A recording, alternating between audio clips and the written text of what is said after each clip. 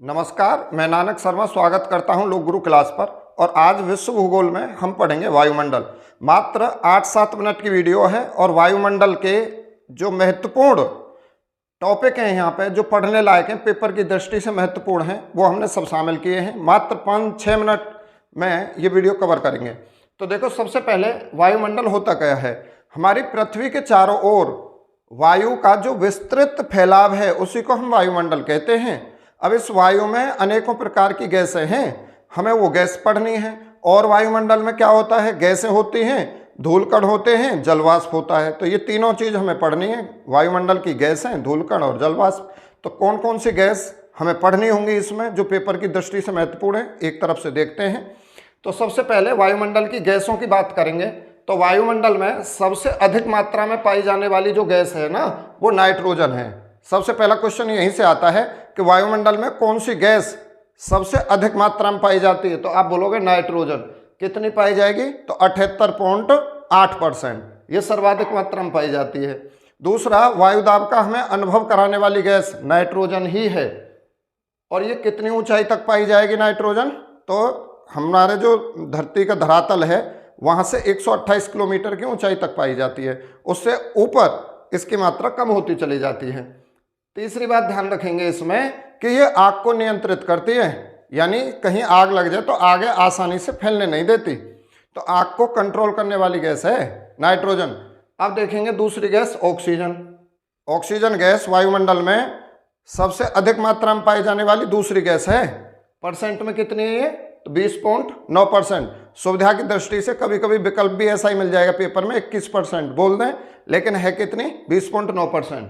और ये 64 किलोमीटर की ऊंचाई तक ही पाई जाएगी। इसकी विशेषता ये है कि चीज़ों को जलाने में सहायता करे, यानी आग वहीं लगेगी जहां ऑक्सीजन होगी, ऑक्सीजन की अनुपस्थिति में आग नहीं लग सके। ठीक है। तीसरी गैस, बस 2 ही पॉइंट याद रखेंगे यहाँ ऑक्सीजन के। तीसरा पॉइंट याद रखेंगे कार्बन डाइऑक्साइड, CO2। इसका परसेंटेज बहुत कम है, 0.03%। ये सबसे भारी गैस है, वेरी इंपॉर्टेंट फैक्ट है ये कि सबसे भारी गैस कौन सी है, तो आप बोलोगे CO2 है, कार्बन डाइऑक्साइड है। इसके बाद सबसे इंपॉर्टेंट अभी तक ये है पॉइंट, ग्रीन हाउस गैस प्रभाव के लिए उत्तरदायी गैस कौन सी है। ग्रीन हाउस गैस प्रभाव के लिए कौन सी गैस जिम्मेदार है, उत्तरदायी है, तो आप बोलोगे CO2, कार्बन डाइऑक्साइड। क्या होता है ग्रीन हाउस गैस और ग्रीन हाउस इफेक्ट मैं अभी बताऊंगा थोड़ी देर में। अन्य गैस जो ग्रीन हाउस गैस के लिए, या ग्रीन हाउस गैस कौन कौन सी हैं, तो एक तो CO2 है, कार्बन डाइऑक्साइड। दूसरी ध्यान रखेंगे CH4, यानी इसे बोलेंगे मीथेन। मीथेन का फॉर्मूला पूछ ले, CH4। इसके बाद CFC, क्लोरोफ्लोरोकार्बन, जो फ्रीज में से निकले, है ना, और जलवाष्प, वाटर वेपर। तो ये 4 गैस हुई हमारी जो ग्रीन हाउस गैस के लिए जिम्मेदार हैं। और सबसे पहले आप टिक लगाओगे, अगर विकल्प में दिया है तो CO2, विकल्प में CO2 ना है तो फिर इनमें से कोई एक होगी। अब देखो ग्लोबल वार्मिंग क्या है, अब मैं पूरी प्रक्रिया समझा रहा हूँ। ग्लोबल वार्मिंग और समझ लें, ग्लोबल वार्मिंग क्या है, संपूर्ण पृथ्वी के, T का मतलब टेम्परेचर और तीर ऊपर तो वृद्धि है रही है। संपूर्ण पृथ्वी के टेम्परेचर में अगर वृद्धि हो उसे हम बोलें ग्लोबल वार्मिंग, वैश्विक तापक्रम। ठीक है। अब समझो इसे, ग्रीन हाउस गैस और ग्लोबल वार्मिंग क्या है। देखो भैया, ये हमारी पृथ्वी है, पृथ्वी पर सूर्य की किरण आएंगी, सूर्य का प्रकाश आएगा। अब ये जो सबसे भारी गैस कौन सी है, सबसे भारी गैस है CO2, कार्बन डाइऑक्साइड। और ये जो गैस है ना, मीथेन, क्लोरोफ्लोरोकार्बन और जलवाष्प, ये भी भारी हैं। और जो चीज़ भारी होगी वो पृथ्वी के चारों ओर नज़दीक रहेगी। तो ये पृथ्वी के नज़दीक एक घेरा बना लें ये सभी गैस, CO2, मीथेन, क्लोरोफ्लोरोकार्बन और जलवाष्प। तो सबसे ज़्यादा मात्रा में यहाँ कौन सी है, तो आप बोलोगे कार्बन डाइऑक्साइड है। तो इन्होंने एक परत बना ली है पृथ्वी के चारों ओर। अब ये सूर्य की जो किरण आएंगी इसे बोले सौर विकिरण। तो सौर विकिरण तो जाएगा, यानी सूर्य की किरण तो पृथ्वी पर आएंगी। और जब सूर्य का प्रकाश पृथ्वी पर आएगा, पृथ्वी का टेम्परेचर बढ़ेगा ना बढ़ेगा, बढ़ेगा भाई। अब पृथ्वी का टेम्परेचर बढ़ेगा, अब क्या होगा, पृथ्वी ये जो ऊष्मा प्राप्त करी है ना पृथ्वी ने, इसे रिलीज करेगी, बाहर निकालेगी। अब क्या होगा, जब पृथ्वी इस टेम्परेचर है, ऊष्मा बाहर निकालेगी ना, तो कुछ ऊष्मा तो बाहर निकल जाएगी, लेकिन कुछ ऊष्मा इन गैसों की वजह से वापस आ जाएगी, यहीं रह जाएगी पृथ्वी के चारों ओर ही। इससे क्या होगा, इससे ये होगा कि पृथ्वी का टेम्परेचर दिनों दिन बढ़ेगा और जब पृथ्वी का टेम्परेचर, संपूर्ण पृथ्वी का टेम्परेचर बढ़ेगा, इसी हम बोले ग्लोबल वार्मिंग। अभी कौन की कृपा से बढ़ा टेम्परेचर? तो आप बोलोगे ये गैस जो चारों तरफ थी कौन कौन सी? CO2, CFC, मीथेन और जलवाष्प। ठीक है, ठीक। तो भाई देखो, सौर विकिरण तो होता है इन गैसों की वजह से। सौर विकिरण के लिए तो ये पारदर्शी हैं, लेकिन पार्थिव विकिरण के लिए अपारदर्शी की तरह काम करें। तो ये है हमारा, लास्ट में लेंगे स्क्रीनशॉट, अभी देख लें केवल। अब तीसरी गैस आती है आर्गन। आर्गन है, हम पढ़ेंगे फॉर्मूला AR है। आर्गन कैसी गैस है? निष्क्रिय, अक्रिय, है ना। नोबल गैस, अक्रिय गैस या निष्क्रिय गैस पूछे, आर्गन पर टिक लगा दो, और भी मैंने लिखी है। यानी ये गैस अन्य किसी गैस के साथ इतनी आसानी से क्रिया ना करें, ठीक है, अक्रिय मात्रा में रहें ये।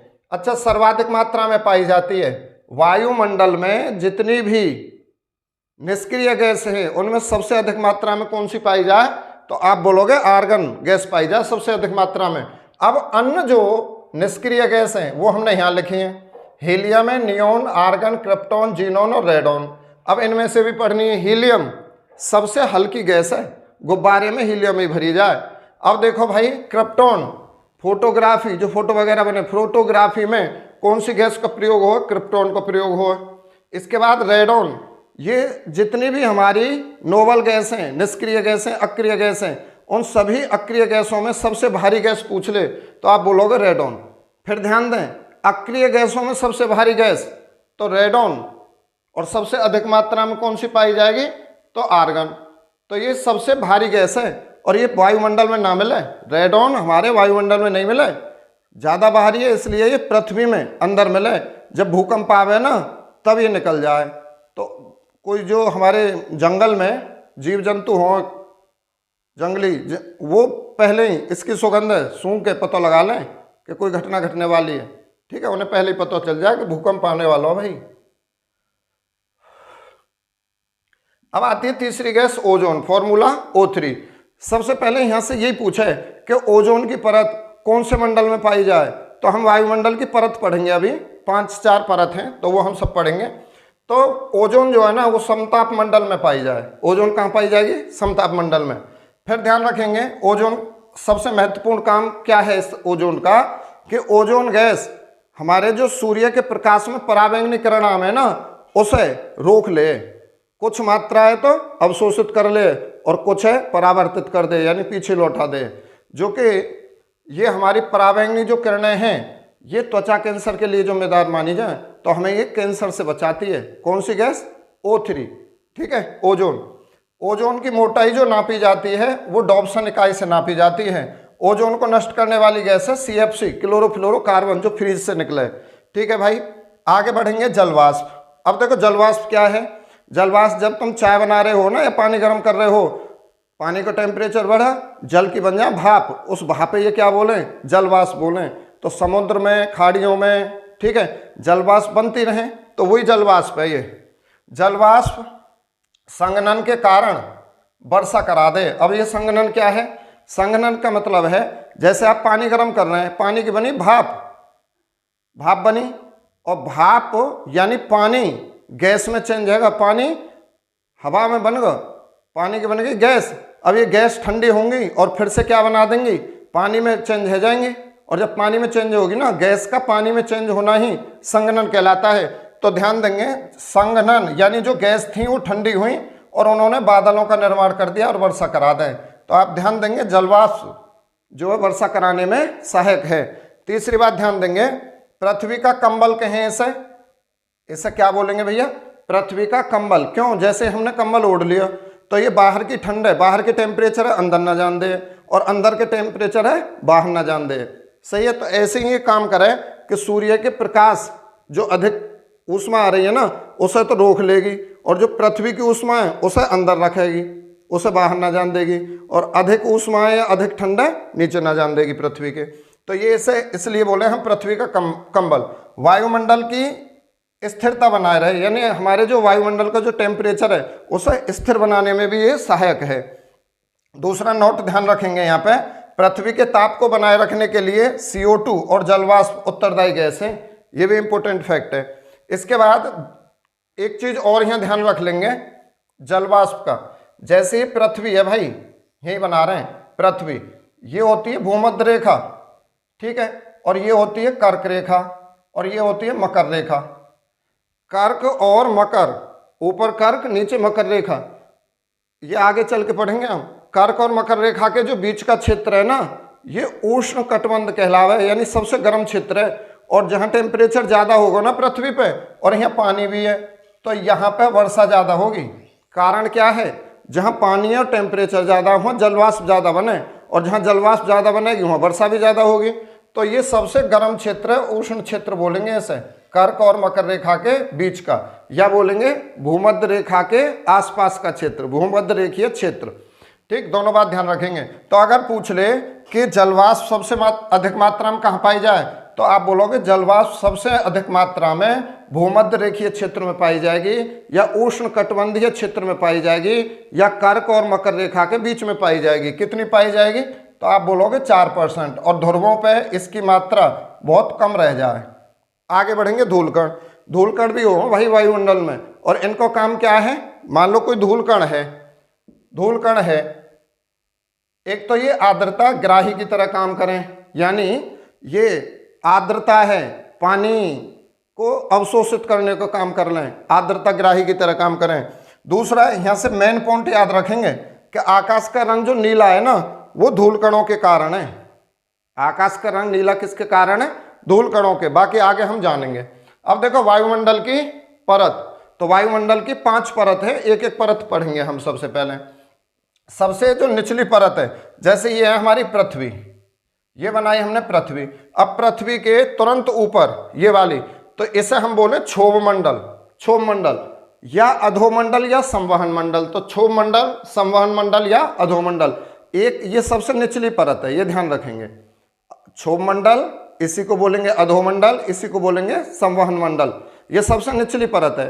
अधोमंडल, अधो का मतलब निचलो, ठीक है। अब देखो यहाँ पे हवा, टेम्परेचर बढ़े, जैसे सूर्य किरण पड़ेंगी पृथ्वी पे टेम्परेचर बढ़ेगा, टेम्परेचर बढ़ने पे हवा ऊपर उठ जाए, और जब हवा ऊपर उठे ना तो जलवाष्प लेके जाएंगे अपने साथ में, और जब जलवाष्प लेके जाएंगी तो भाई ऊपर जाने पे जलवाष्प होगी ठंडी, टेम्परेचर घटे ऊंचाई पे जाने पे, और जब जलवाष्प ठंडी होगी तो फिर क्या होगा, फिर बादलों का निर्माण होगा, वर्षा होगी। तो जितनी भी मौसमी घटना है ना, बादल होना, वर्षा होना, बिजली कड़कना, आंधी तूफान आने, वो सभी घटना क्षोभ मंडल में ही हो।